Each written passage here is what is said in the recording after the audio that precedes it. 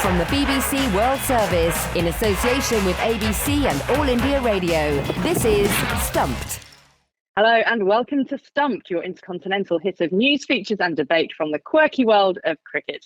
I'm Alison Mitchell in a hotel in Birmingham this week, and a little bit of a departure from my cricket world. I'm commentating on dogs for the first time. Yes, Crufts is the biggest dog show in this country, and it is, well, in the world I think it is, and I'm going to be surrounded by thousands of pedigrees and some crossbreeds over the next few days. But it has been a sad week in the cricketing world. We of course will be reflecting on this show on the awful and sad sudden passing of Shane Warne. Ali, you're a remarkable all-rounder. Woof woof to you. Jim Maxwell in Sydney. It stopped raining here, but it's still pretty wet underfoot. We're trying to think about what else is going on, but you're just blinded by last week's tragic news of the passing of, well, Australia's cricket princess Diana. No doubt about it. Shane Warne.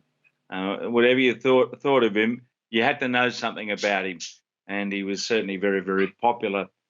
And it's just hard to come to grips with what I thought must have been fake news when I first heard it, but sadly it's not. So they're going to leave a legacy for him, that's for sure, but we'll talk about that as we go. Yes, we will. I mean, very tragic here too in India, left a very deep impact on all cricket fans. But I'm Charu Sharma for All India Radio, just back from Delhi after the Davis Cup triumph of the Indian team against Denmark. Duly saw on grass, and India are back into the world group. Jim said woof woof, didn't he? So I'll change that, Alison, to bow wow to you and your all-round nature. But I'm in Bangalore, and of course, all attention on the pink ball test now against Sri Lanka. They got hammered in the first test by an innings and plenty. And also attention, Alison, you'd be glad to hear, a fair amount for the Indian women who sadly could not perform against New Zealand, so they're up against it. And I hope they do make it deeper into this World Cup. We certainly have our support here in this part of the world. Well, I'll tell you what, it's good to see both of you guys, and with everything that happened in the week, it was one of those weeks, wasn't it, where you wanted to get in touch with the people who are close to you and to, you know, let them know that you cared about them and sort of comfort each other, you know, amongst your cricketing friends. So it's really good to see you two and to be doing Stumped. Of course, it is nearly a week on from when the news first broke about Shane Warne's sudden death. It was about 2 p.m. UK time on the Friday, middle of the night in Australia on the Friday night into Saturday when his management let the world know. So Aussies woke up to the news in shock and disbelief, which was shared by all of us. He was the king of spin, cricket's greatest ever leg spinner, arguably cricket's greatest bowler, and surpassed only by Sir Donald Bradman as Australia's greatest cricketer. His sudden death last week in Thailand shocked all of us. And Warne was not only a master of his art who could bamboozle the greatest of batters with his leg spin, but with that bleach blonde hair of his younger days and the charismatic personality which endured until the end. He was an Australian icon who transcended his sports. Warne took 708 test wickets, the 7 most of all time, in 145 matches across a stellar 15-year international career, which of course included the famous wicket everyone refers to as the ball of the century, the 1993 Ashes delivery when he bowled Mike Gatting with an outrageously turning ball at Old Trafford. Now, keeping wicket to Warne from 1999 through to the end of his international career was Adam Gilchrist, who joins us on the show from Perth. Gilly, it is lovely to see you after such an awful week. Tell us, first of all, how you were doing and how you've been processing the news.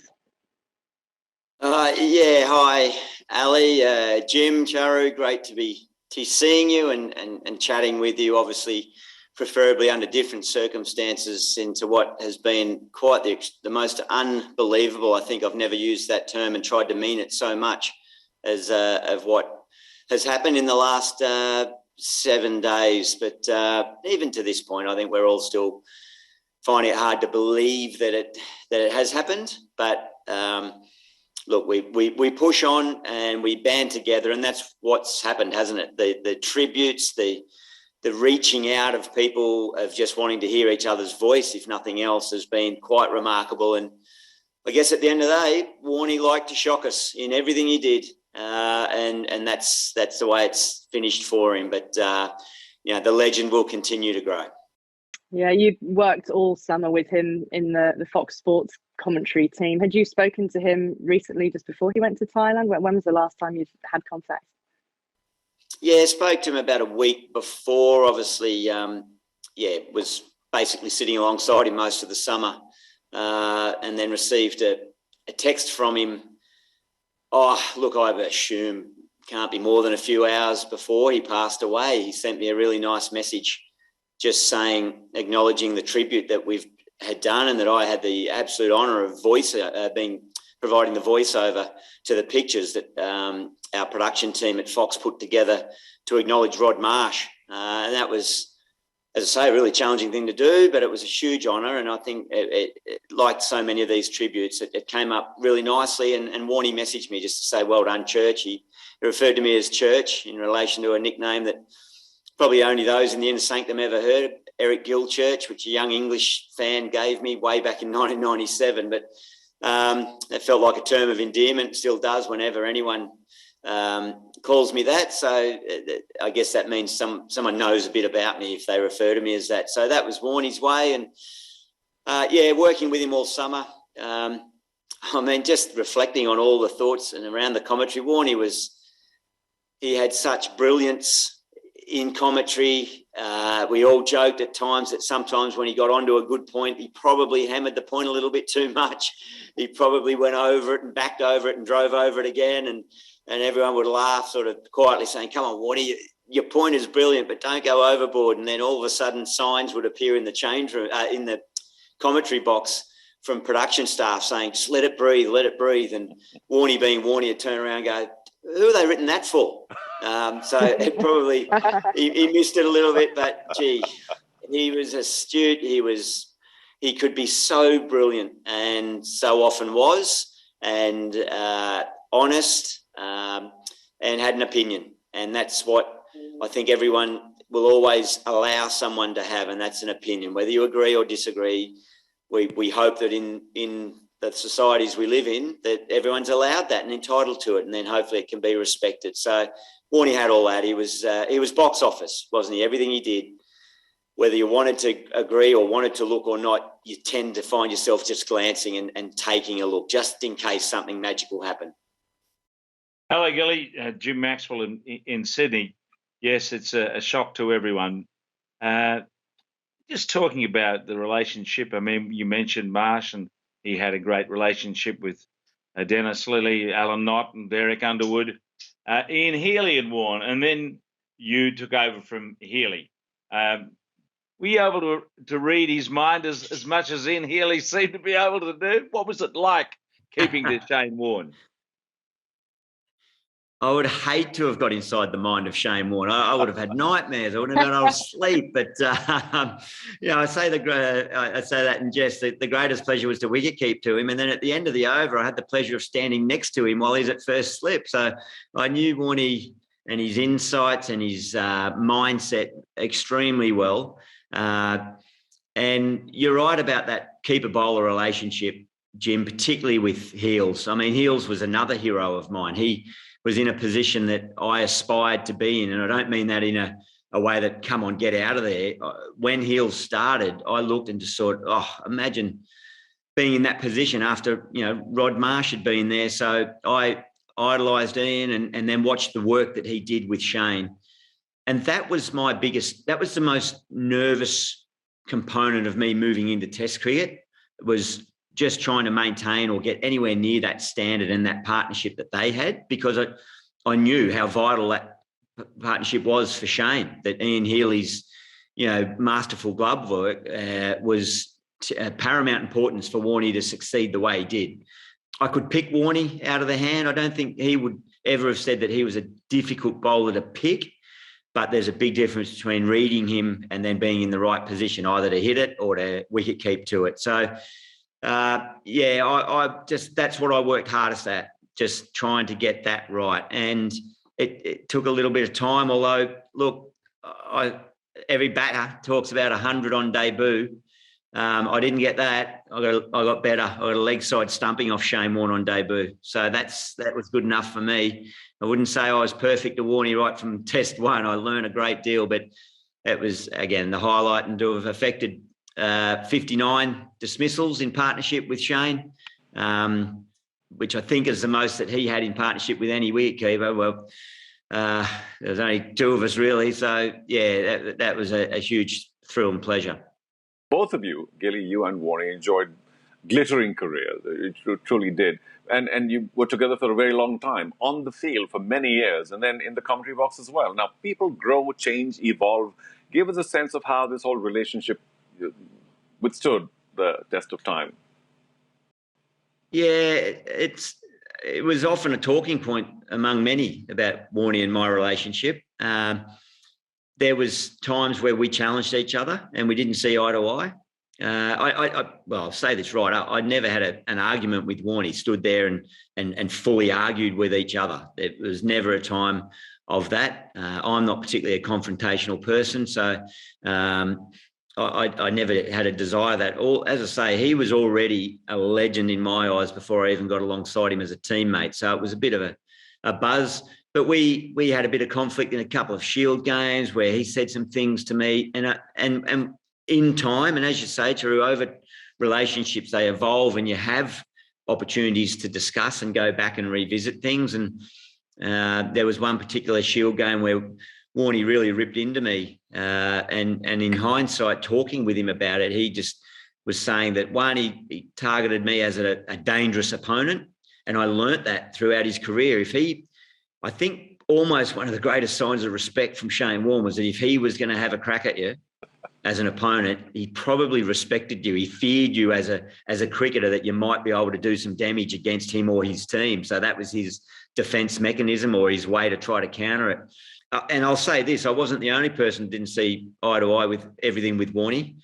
There was always a bit of a joke in the team that who was on the ban list for Warne, either for an hour or a day or a week, if you sort of said something wrong or disagreed with him.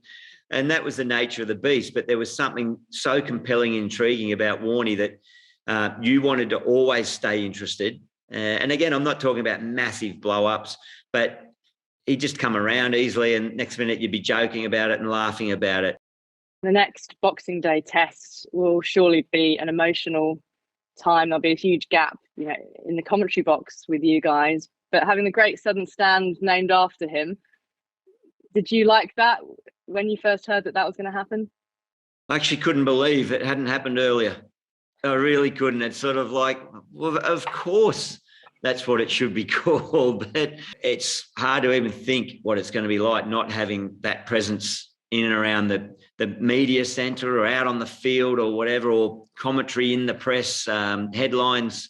Every time he spoke, someone made a headline out of it. So it's going to be missed. A big void. Gilly, thank you so much for joining us on Stumped. We really appreciate it, and it's been fantastic to hear your memories of Shane Warne, and we will all miss him as well. Thank you so much. Yeah, take care, everyone. Bye-bye.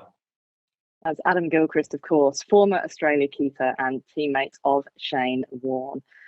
Jim, the Victoria government have been very quick in finding ways to honour Shane Warne, haven't we? Not just the Great Southern Stand that Gilly was talking about just then, but in terms of funeral arrangements as well. Yes, March the 30th is the date for this state funeral. He's been that's been offered to the family. They've accepted, and it'll be an extraordinary occasion. I know it's becoming a bit of a cliche to say it's cricket's Princess Diana moment, but it is rather like that. People who are on the fringe of the game, who may not be great followers of cricket per se, but they've heard of Shane Warne, and I have a feeling that we might fill the ground on that day. I think it's going to be an extraordinary occasion, and his nickname, although not everyone liked it, I don't think he liked it that much, was the King. So it will be a King's farewell service. That is for sure. It will be huge. It'll be one of the biggest events of the year. No doubt about it. Charu, give us a sense of Warne's standing in India, and also the personal memories that you have of him that you'll hold close. I think the defining moment, whether Warne would agree with this or not, and it might be a small little pimple on the world, on the global cricket scene. But the truth is that when the IPL started, people gave Rajasthan Royals no chance at all. They were the team that had underpicked and were likely to underperform. I mean, by streets ahead, the underdogs of the first ever IPL. And for him to weave that bunch together into this winning group was just something that was celebrated massively at the time. And I'm sure that, the first is always special.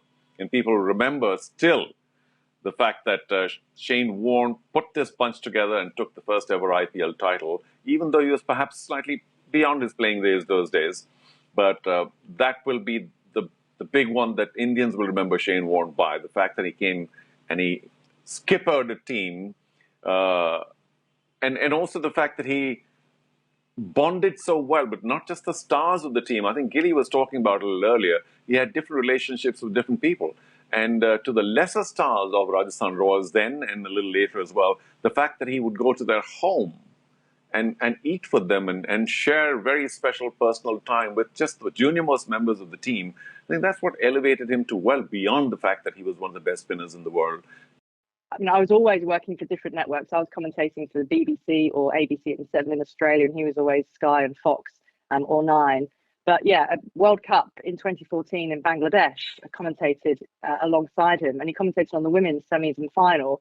And a little bit like when Gilly was saying there about he really wanted to sort of impress Shane Warne. He wanted to show that he was a good wicketkeeper. I think of everybody that I've commentated alongside, and Shane Warne was my favourite cricketer as a cricket fan growing up. And I was 13 years old when the ball of the century was bowled. He could not have been more respectful and generous, and even deferring to me for knowledge at various times as well, in commentary. So it was almost as if he knew that I could have been a little bit overawed maybe, and without saying anything, he wanted to make sure that I wasn't. I think it perhaps be appropriate we can finish with some words from Sachin Tendulkar, in fact, because he was a personal friend of Shane Warne, and of course tributes have poured in from all over the world. But Tendulkar's words, he tweeted that he was shocked, stunned and miserable. He said, "We'll miss you, Warnie. There was never a dull moment with you around on or off the field. We'll always treasure our on-field duels and off-field banter. You always had a special place for India, and Indians had a special place for you." And he finished with simply the words, "Gone too young." Well, that's all we've got time for on Stumped here on All India Radio. So my thanks to Charu, Sharma and Jim Maxwell, and of course to you all for listening and watching, indeed, on YouTube. If you find us there, you go to the BBC World Service YouTube channel and you can watch all our shows. You can follow us on Twitter as well. We're at BBCWS Sport. Use the hashtag BBC Stumped. Until next week, do take care and we'll see you then. Bye-bye. From the BBC World Service, in association with ABC and All India Radio, this is Stumped.